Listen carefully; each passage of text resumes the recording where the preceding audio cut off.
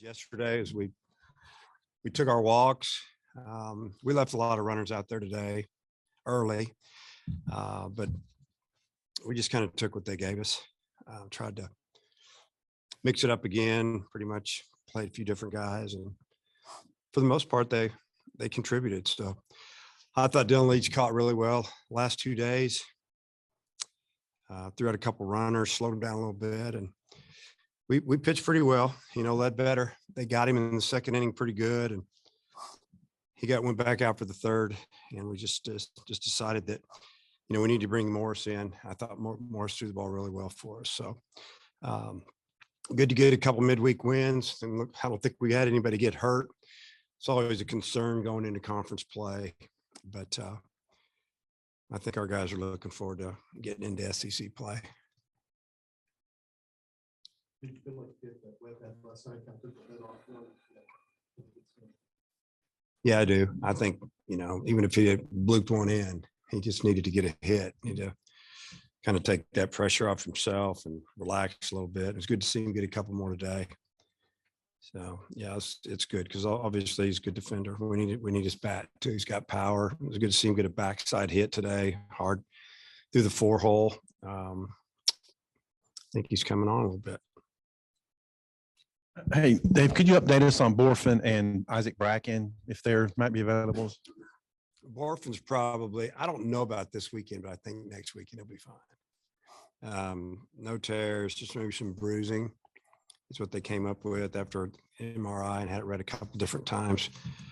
They say the way it works is that you're real sore, and then all of a sudden you kind of wake up 4, 5, 6 days later, and it's a lot better. So start rehabbing him, but he's not taking batting practice or anything right now. He won't be available this weekend. I don't feel like. I'll probably put him on the roster because we don't carry a lot of position players. But and then who else did you ask? Oh yeah, so Bracken, he's going to need another week as well.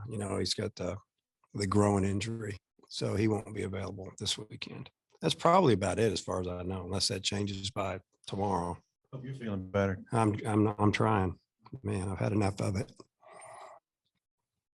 You also got Drake Vernado, his first hits today. What did you think of the performance that he gave you?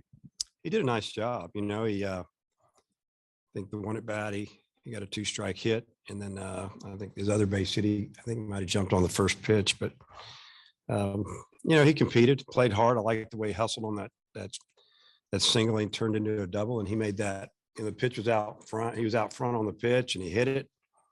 And he never slowed down. And I like that, especially with the score leading off. That's a good time to try that. So we're going to ask you about Kentucky stuff. What can you say about what they got going on? Well, just what I've, try not to look too much at it, but you can't help it a little bit when you got games in front of them. But very offensive, and they're older. They've got a lot of transfers in there from what we've been talking about, and they're doing well. They're scoring runs. They're giving up some runs. If you look at the numbers, and you can't really. Sometimes you can't go off the numbers because you don't know who's played who all the time. But because I feel like we're a better hitting team than maybe our numbers show right now, and kind of pitched in the middle of the pack of the SEC. There's some teams right now that are on fire numbers wise, and if they keep that going, they're going to set all kinds of records. So you just never know. Conference, some coaches use the old saying, well, it's a whole new season. We're starting over. Here we go, is what it is. But we just got to keep getting better. And that's what I told them. We got to take a step forward when we get into league play. Use the same rotation this week? Probably, yeah. Yeah. When you look at Kentucky, they do have a series win over TCU. To get a win over a program of that caliber, does that get your attention a little bit more? Yeah. I mean, believe me, they've already got my attention. Even if they'd have lost that series at TCU, they're always good. You never know how it's going to go. And I tell our guys this too. They all count the same.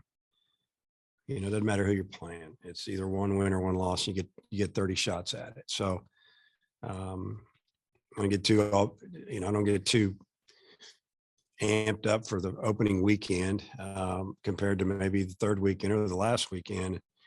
But the first weekend is just as important because it gives you a chance to maybe win the league. They all count. So you don't want any of them to slip away from you. It's that time of year as college basketball takes center stage with the tournament finally upon us. If you're looking to wager this year, BetOnline is the #1 spot for all your updated odds and info, along with great contests, including the bracket contest, where you can have a chance to take home the top prize. Head over to the website or use your mobile device to sign up today and receive your 50% welcome bonus on your first deposit. Just use our promo code BELIEVE to get started. That's BLEAV. BetOnline is your continued source for all your sports wagering needs, including live betting and your favorite Vegas casino games. BetOnline, where the game starts.